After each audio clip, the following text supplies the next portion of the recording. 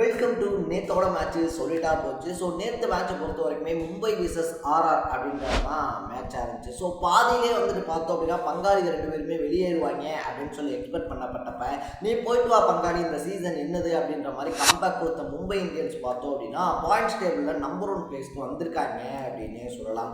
ஆரம்ப காலத்தில் சறுக்கிற மும்பை பார்த்தோம் அப்படின்னா அதிரடியான கம்பேக்கை போட்டு நேற்று 100 ரன் வித்தியாசத்தில் வந்துட்டு ராஜஸ்தான் ராயல்ஸை பொட்டலம் போட்டிருக்காங்க அப்படின்னு தான் சொல்லணும். ஸோ வைபவ் சூரியவன்ஷி பார்த்தோம் அப்படின்னா லாஸ்ட் மேட்ச்சில் செஞ்சுரிலாம் போட்டதுனால எக்கச்சக்கமான எக்ஸ்பெக்டேஷனோட பார்க்கப்பட்டாரு.